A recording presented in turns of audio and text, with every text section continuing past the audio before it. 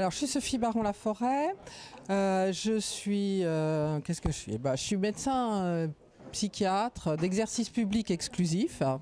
Je suis présidente du CIDFF, Centre d'information du droit des femmes des Pyrénées-Orientales, et de l'Association française de criminologie. Donc ça balaye des champs assez divers.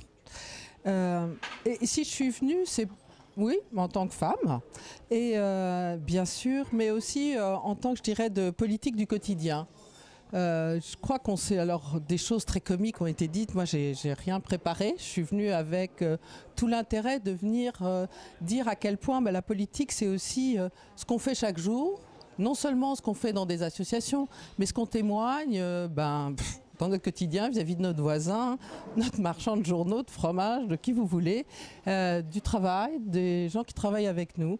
Et si je reviens sur ce que j'ai entendu, je suis arrivée un peu en retard, mais sur les réseaux sociaux, ce que je trouve vraiment fondamental aujourd'hui, dont on peut pas nier l'importance, mais c'est d'abord que les réseaux sociaux, ça donne effectivement l'opportunité d'échanger et d'avoir des informations directes, puisqu'on se méfie de plus en plus des informations qu'on nous donne et que ça peut développer un esprit critique nécessaire.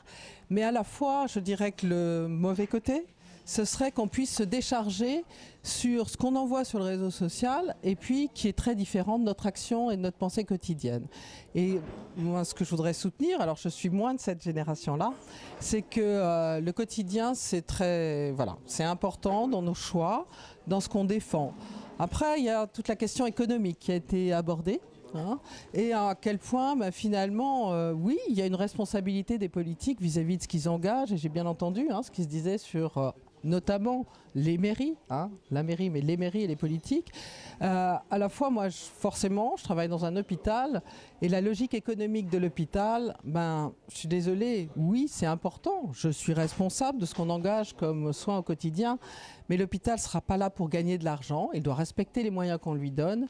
Et si derrière, il ne soutient pas un projet et s'il n'y a pas une politique derrière cette logique économique, on ne fera pas grand-chose. Je crois pas, non, c'est pas possible.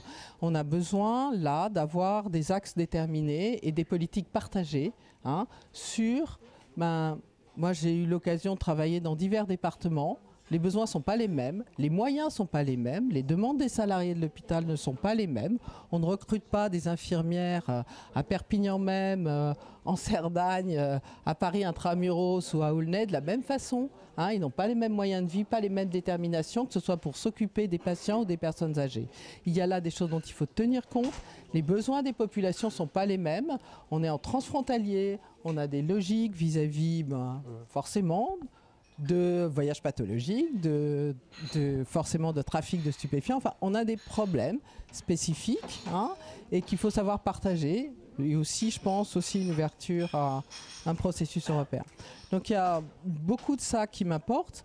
Et puis, évidemment, dans l'actualité, dernièrement, on l'a bien entendu, c'est comment on traite les femmes aujourd'hui et qu'est-ce qui se dit. Vous avez tous entendu parler de cette manifestation hier qui allait contre des propos ouvertement, tranquillement affirmés et bien sûr qui déclenche les réseaux sociaux. Mais comment est-ce qu'aujourd'hui on défend cette place, non pas parce qu'elle est attaquée, mais parce qu'elle a besoin d'être soutenue, qu'elle a besoin d'être valorisée.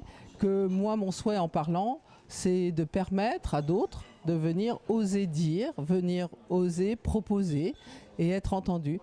Aujourd'hui, c'est toujours pas si simple dans notre monde quotidien et je pense qu'on a besoin de venir le faire valoir très régulièrement.